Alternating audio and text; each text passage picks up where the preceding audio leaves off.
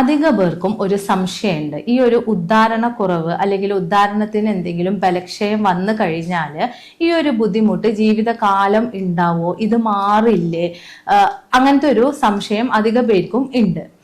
ഞങ്ങളുടെ ഒ പിയിലാണെങ്കിലും കുറേ കേസ് വരുന്നതിൽ ഈ ഒരു ഉദ്ധാരണ പ്രശ്നമായിട്ട് വരുന്ന ആൾക്കാർ നമ്മളോട് പറയല്, ഡോക്ടറെ ഇനി ഈ ഒരു പ്രശ്നം മാറില്ലേ, ജീവിതകാലം മൊത്തം ഞാൻ മരുന്ന് കഴിച്ചുകൊണ്ടിരിക്കണോ, ഇങ്ങനെ എല്ലാവരും ഞങ്ങളോട് ചോദിക്കാറുണ്ട്. പക്ഷേ അവരോട് ഞങ്ങൾ പറയാറുള്ളത് ഇത് പൂർണ്ണമായിട്ടും നമുക്ക് മാറ്റാൻ കഴിയും, പക്ഷെ അതിൻ്റെ കൂടെ ചില കാര്യങ്ങളും നമ്മൾ ശ്രദ്ധിക്കണം. പ്രത്യേകിച്ച് ഞാൻ ഈ വീഡിയോയിൽ പറയുന്ന കുറച്ച് എക്സസൈസും നമ്മൾ ഡയറ്റിൽ ഉൾപ്പെടുത്തേണ്ട കുറച്ച് ഭക്ഷണങ്ങളും ഞാൻ ഈ വീഡിയോയിൽ വിശദമായിട്ട് പറയാം. ഞാൻ doctor Shimna, doctor Basil's homeo hospital, Pandikkad, Malappuram ജില്ല. ഉദ്ധാരണ പ്രശ്നമായിട്ട് വരുന്ന ആൾക്കാർ നമ്മളോട് രണ്ട് രീതിയിലാണ് അവരുടെ പ്രശ്നം പറയാറ്.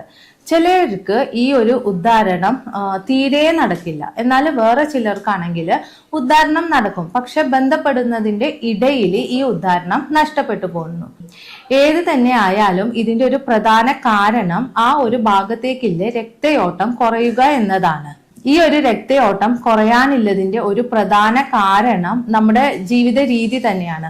ഒരു സെഡൻഡറി ലൈഫ് സ്റ്റൈൽ ആണ് ഒരാൾ ഫോളോ ചെയ്യുന്നതെങ്കിൽ അവർക്ക് ഈ ഒരു രക്തയോട്ടം കുറയാനുള്ള സാധ്യത വളരെ കൂടുതലാണ്. ഒരു തരം എക്സസൈസോ ഒരു തരം മൂവ്മെന്റോ ഇല്ലാണ്ട് ഒരു ജോലി ചെയ്യുകയാണെങ്കിലോ അല്ലെങ്കിൽ അങ്ങനത്തെ ഒരു ലൈഫ് സ്റ്റൈൽ ഫോളോ ചെയ്യുന്ന ആളുകളിൽ ഈ ഒരു പ്രശ്നം വളരെ കൂടുതലായിട്ട് കണ്ടുവരുന്നുണ്ട്. അപ്പോൾ ഇങ്ങനത്തെ ഒരു ലൈഫ് സ്റ്റൈൽ ഫോളോ ചെയ്യുന്ന ആളുകളോട് ഞങ്ങൾ പൊതുവെ പറയാറുള്ളത് ഒരു എക്സസൈസ് ചെയ്യാനാണ്. ആ ഒരു എക്സസൈസിന്റെ പേരാണ് കെഗൽ എക്സസൈസ്. ഈ നമ്മുടെ പെൽവിക് ഫ്ലോർ മസിൽസിലേക്കില്ലേ രക്തയോട്ടം വർദ്ധിക്കാൻ വേണ്ടിയിട്ട് ഈ ഒരു എക്സസൈസ് സഹായിക്കും. നിങ്ങൾ യൂട്യൂബിൽ നോക്കിക്കഴിഞ്ഞാൽ തന്നെ നിങ്ങൾക്ക് ഈ ഒരു എക്സസൈസിനെ കുറിച്ച് വിശദമായിട്ട് അറിയാൻ കഴിയും. നിങ്ങളുടെ ശരീരത്തിന് പാകത്തിലില്ല ഒരു എക്സസൈസ് ചെയ്യാൻ ശ്രമിക്കണം. എല്ലാ ദിവസവും 3/4 മണിക്കൂറെങ്കിലും ഈ ഒരു എക്സസൈസ് ചെയ്യണം. 2-3 ദിവസം ചെയ്തതിന് ശേഷം ഇത് നിർത്തുകയാണ്, വേദനയാണ് എന്ന് പറഞ്ഞിട്ട് ഇത് നിർത്തരുത്. ഇത് കണ്ടിന്യൂ ചെയ്ത് ഡെയിലി ചെയ്യാൻ ശ്രദ്ധിക്കണം. ഉദ്ധാരണ പ്രശ്നമായിട്ട് വരുന്ന ആളുകളിൽ വേറൊരു കാര്യം ഞങ്ങൾ ശ്രദ്ധിച്ചിട്ടുള്ളത് അവർക്ക് വൈറ്റമിൻ ഡി ഡെഫിഷ്യൻസി ഉണ്ടാവും. ഇവരോട് ഞങ്ങൾ പ്രത്യേകമായിട്ട് പറയാറുള്ളത് ഈ ഒരു പ്രശ്നത്തിനെ പരിഹരിക്കാനാണ് രണ്ടാമതായിട്ട് ഞങ്ങൾ പറഞ്ഞു കൊടുക്കാറുള്ളത്. സ്വയംഭോഗം കൂടുതലായിട്ട് ചെയ്യുന്ന ആളുകളാണെങ്കിൽ ആ ഒരു കാര്യത്തിൽ നിന്നും മാറി നിൽക്കേണ്ടതാണ്. നിങ്ങളുടെ ജീവിത രീതിയിൽ കുറച്ച് എക്സസൈസോ അല്ലെങ്കിൽ കുറച്ച് ഹോബീസോ വരുത്താൻ ശ്രമിക്കുകയാണെങ്കിൽ നിങ്ങൾക്ക് ഈ ഒരു കാര്യത്തിൽ നിന്ന് മാറി നിൽക്കാൻ സാധിക്കുന്നതാണ്. ആ ഭാഗത്തേക്കില്ല രക്തയോട്ടം കൂട്ടാൻ വേണ്ടി സഹായിക്കുന്ന ഒരു 3 ഫ്രൂട്ട്സ് ഞാൻ പറഞ്ഞു തരാം. ബീട്രൂട്ട്. ഈ ബീട്രൂട്ടിന്റെ ചെറിയ ഒരു കഷ്ണം ജ്യൂസ് ആക്കി നിങ്ങൾ കിടക്കുന്നതിന്റെ 1 മണിക്കൂർ മുമ്പ് കുടിക്കാൻ ശ്രദ്ധിക്കുക.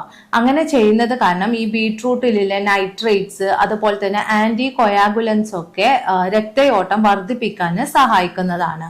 രണ്ടാമതായിട്ടുള്ള ഒരു ഫ്രൂട്ടാണ് അവഗാഡോ.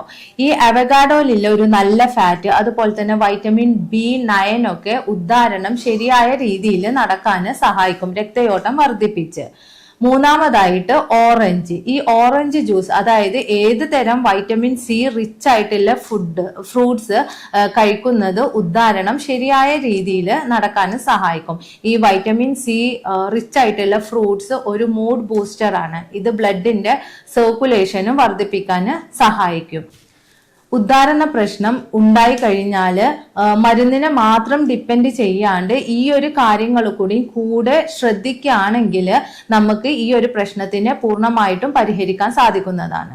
ഞാൻ doctor Shimna, doctor Basil's homeo hospital, Pandikkad, Malappuram ജില്ല.